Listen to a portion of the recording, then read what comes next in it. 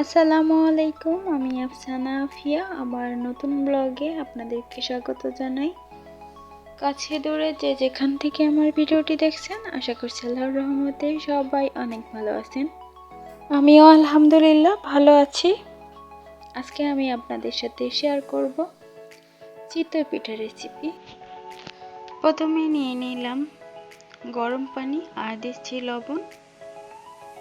যতটুকু পানি ততটুকু চালের গুঁড়া নিলাম।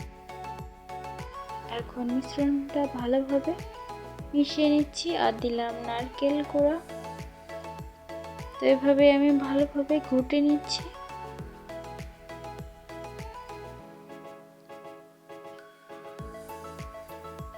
তো এবার আমি পিঠার ছাঁচটা দিয়ে দিয়েছি চুলার উপরে আর একটু সরিষার তেল দিয়ে তেলটা ব্রাশ করে নিচ্ছি।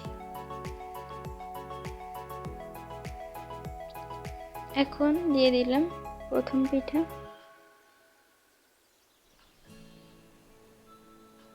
আর ঢাকনা দিয়ে ঢেকে রাখলাম আর চলে আসলাম 2-3 মিনিট পর।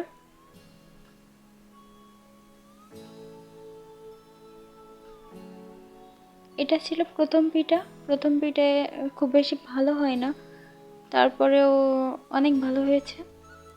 এবার আসলাম দ্বিতীয় পিঠায়।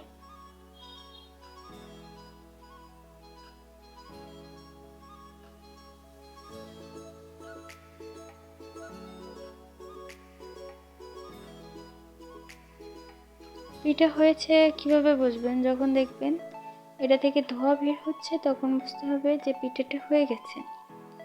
এখন উঠিয়ে নেওয়া হচ্ছে পিঠাটা।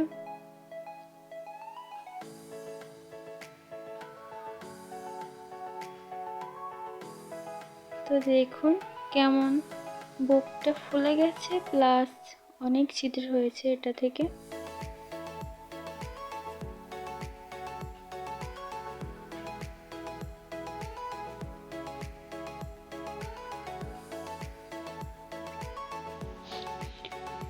তো গরম গরম পিঠা খেতে ভালোই লাগে, তাই ভাবলাম কিছু পিঠা খেয়ে নিই।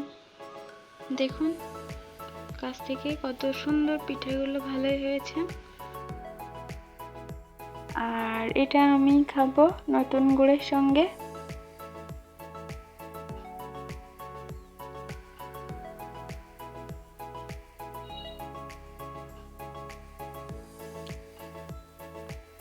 তো আপনারাও এভাবে পিঠা বানালে ইনশাল্লাহ পারফেক্ট হবে। তো আমার আজকের ভিডিওটি যদি আপনাদের কাছে ভালো লেগে থাকে, অবশ্যই লাইক, কমেন্ট এবং শেয়ার করবেন বন্ধুদের সাথে।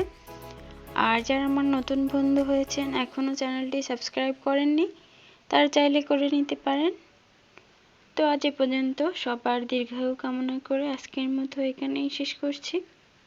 আল্লাহ হাফেজ, আসসালামু আলাইকুম।